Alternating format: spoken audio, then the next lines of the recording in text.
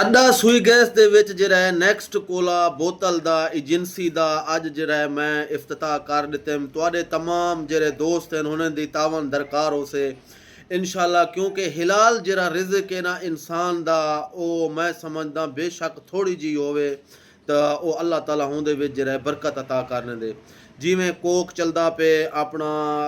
Pepsi ਚੱਲਦਾ ਪਏ ਕਾफ़ी ਜਿਹੜੇ ਦੋਸਤ ਹਨ ਉਹਨਾਂ ਨਾਲ ਮਸ਼ਵਰਾ ਕੀਤੇ ਸੇ ਜੋ ਭਾਈ ਅਸਾਂ ਜਿਹੜਾ ਨੈਕਸਟ ਕੋਲਾ ਰੱਖेंदे ਪਿਉ ਇਹਦੇ ਜੂਸ ਵੀ ਹਨ तमाम ਵੈਰਾਈਟੀ ਦੇ ਵਿੱਚ ਔਰ ਬੋਤਲਾਂ ਵੀ ਹਨ ਤਾਂ ਕਾफ़ी ਦੋਸਤ ਹਨ ਜਿਹੜੇ ਉਹਨੇ ਅਸਾਂ ਕੋਈ ਉਹ ਮਸ਼ਵਰਾ ਦਿੱਤੇ ਜੋ ਇਹ ਜ਼ਬਰਦਸਤ ਜਿਹੜਾ ਨੈਕਸਟ ਕੋਲਾ ਹੈ ਇਹਦਾ ਪਾਣੀ ਵੀ ਠੀਕ ਹੈ ਔਰ ਇਹ ਬੋਤਲ ਵੀ ਅੱਛੀ ਹੈ ਤੁਸਾਂ ਜਿਹੜਾ ਮਹਿਬੂਬ ਭਾਈ ਇਹ ਰੱਖ ਗਿਨੋ ਤੁਹਾਡੇ ਵਾਸਤੇ ਬਿਹਤਰੀਨ ਹੈ ਅੱਜ ਜਿਹੜਾ ਹੈ ਅਸਾਂ ਆਪਣਾ ਮੋਟਰਸਾਈਕਲਾਂ ਦੇ ਕੰਮ ਦੇ ਨਾਲ ਨਾਲ ਜਿਹੜਾ ਹੈ ਆਪਣਾ ਏਜੰਸੀ ਵੀ ਆਪਣੇ ਦੁਕਾਨ ਦੇ ਵਿੱਚ ਖੋਲ ਕੇ ਦੇਸੇ ਜਿਹਦੇ ਆਪਣਾ ਨੈਕਸਟ ਬੋਤਲ ਦੇ तमाम ਜਿਹੜੇ ਬੋਤਲਾਂ ਹਨ ਉਹ ਵੀ असें कने दस्तयाब हैं और तमाम वैरायटी के जेरे जूस होसन आला क्वालिटी दे वो भी असें कने जेरे दस्तयाब हैं जी दोस्त को भी ये चाहिए होवन वो मेरा नंबर बायो दे विच लिखिया ले इंशाल्लाह मेरे नाल व्हाट्सएप ते रब्ता करे सो और इंशाल्लाह तो आपको दुकान ते माल मिल से